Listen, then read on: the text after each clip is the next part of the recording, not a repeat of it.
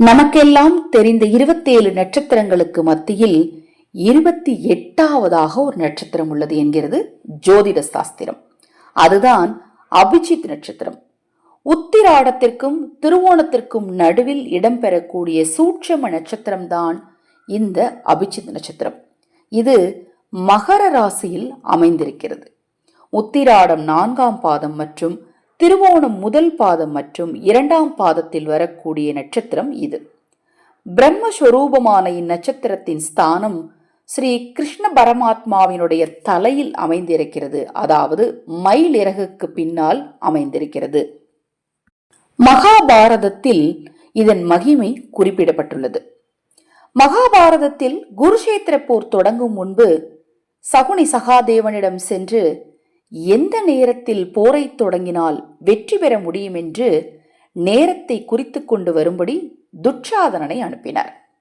ஜோதிடத்தில் வல்லுநரான சகாதேவன் எதிரிகள் என்பதால் உண்மையை மறைக்காமல் அவர்கள் வெற்றி பெறும் வகையில் அபிஜித் நட்சத்திரம் தோன்றும் நேரத்தை குறித்து கொடுத்து அனுப்பினான்.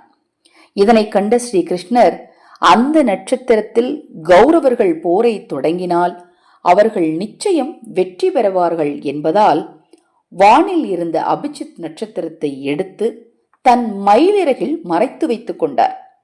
மறுநாள் போர் தொடங்கும் வேளையில் இந்த நட்சத்திரத்தின் பலன் இல்லாமல் போகவே கௌரவர்கள் போரில் தோற்று போயினர் என்கிறது மகாபாரதம்.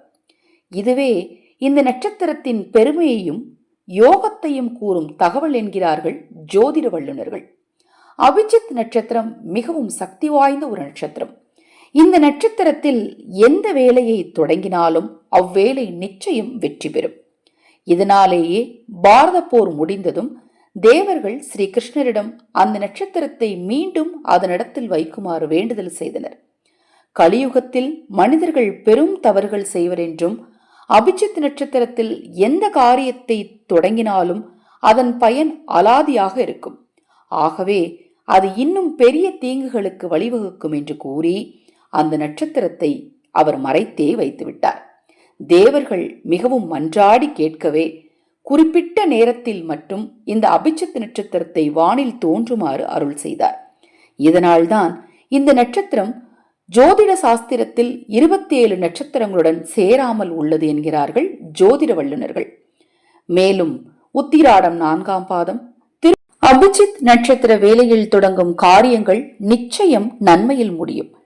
இந்த நேரத்தில் எந்த தோஷமும் இல்லை. ராகு காலம், யமகண்டம், அஷ்டமி, நவமி, கரிநாள், பிரதமை, செவ்வாய், சனிக்கிழமை என்று எந்த தடங்களும் இல்லை.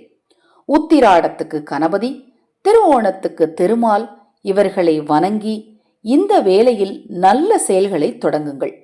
புது முயற்சி தொடங்குதல், சொத்துக்கள் வாங்க கையெழுத்து போடுதல், வீடு குடி போகுதல், பதவி ஏற்பு போன்றவைகளுக்கு அபிஜித் நட்சத்திர காலம் உகந்தது என்கிறது ஜோதிட சாஸ்திரம். ஜித் என்றால் வெற்றி பெறுதல், அபிஜித் என்றால் சிறப்பான வெற்றி பெறுதல் என்பது பொருள்.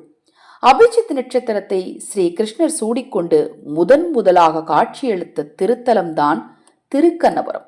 அங்கு சென்று வழிபடுவது நலமளிக்கும் என்கிறார்கள்.